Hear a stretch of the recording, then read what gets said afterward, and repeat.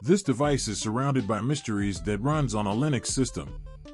It features a 3.5-inch IPS full viewing angle monitor with a resolution of 640 by 480.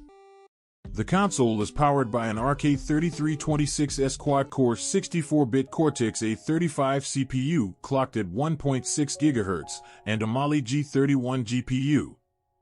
Marketing info claims it has RK3326S, but someone opened theirs up and it just has a normal RK3326. So something else is responsible for the XU10's performance gains over normal RK3326, possibly older emulators on stock FW that are faster but less accurate? Maybe. It has 1 GB of DDR4 RAM with a frequency of 2666 MHz. As for the RAM type, there are conflicting reports.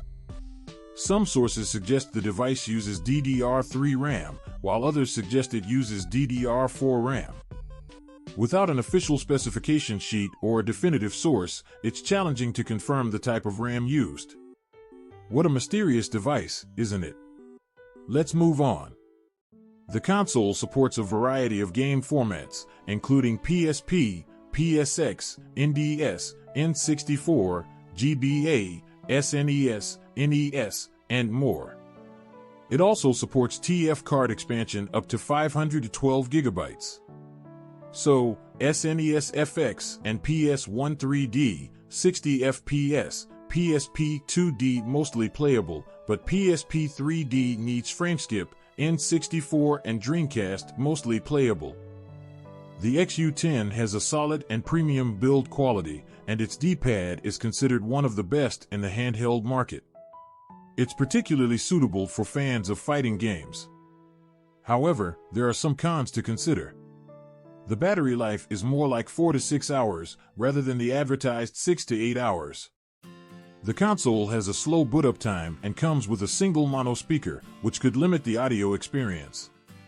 The software is also quite restricted, limiting customization and usability.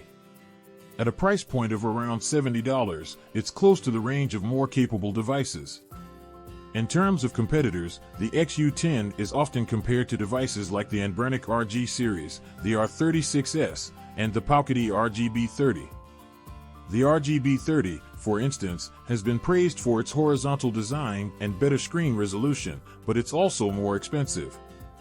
The R36S, on the other hand, has been criticized for its stiff buttons.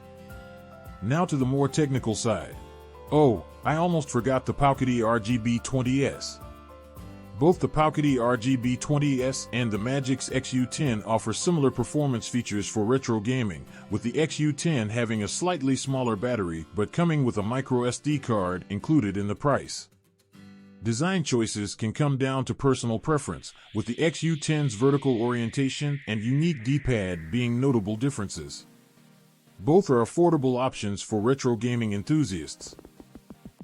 The system on a chip of the device in question could either be RK3326 or RK3326S.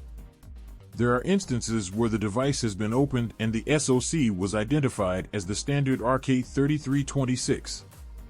However, other sources also mention the RK3326S variant. In terms of emulation power, the Geekbench results for the RK3326S show a single-core score of 82, a crypto score of 75, an integer score of 89, and a floating point score of 68. For the RK3326, the Geekbench results show a single-core score of 62, a crypto score of 55, an integer score of 59, and a floating point score of 68. These scores suggest that the RK3326S may offer slightly better performance than the RK3326.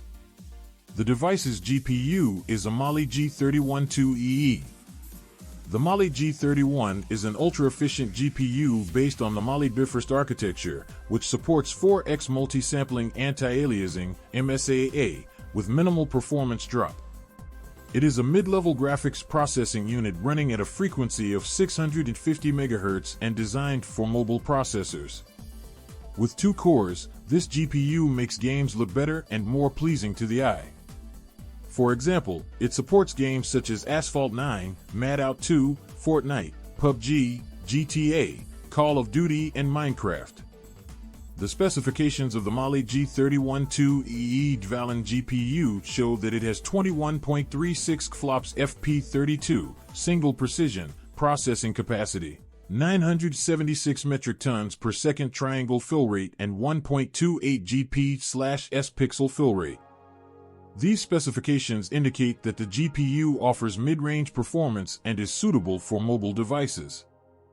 While there is no direct information about the emulation capacity of this GPU, it can be estimated that, given its technical specifications, it can generally run older console games with lower hardware requirements, e.g. NES, SNES, GBA, N64, without any problems.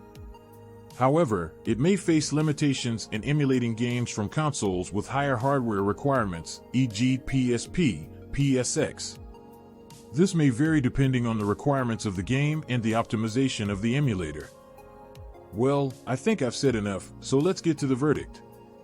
In summary, the Powkiddy XU10 appears to be a solid choice for playing retro games and medium-tier games, with good build quality and support for a wide range of game formats. It should run well for the games it is designed to emulate, but performance may vary for more demanding titles, especially those from newer consoles like the N64 or PSP, which may require some tweaking and frame skip. Remember that we also have similar devices such as the RK3326S and RGB30. In conclusion, if performance and game compatibility are your top priorities, the RGB30 seems to be the best choice due to its more powerful processor. However, if price is a significant factor, the RK3326S is the cheapest option. Please note that this analysis is based on the available information, and actual performance may vary based on individual usage and other factors. But yes, the XU10 also has its value. So that's it, folks. Thanks for watching. Consider subscribing and see you next time.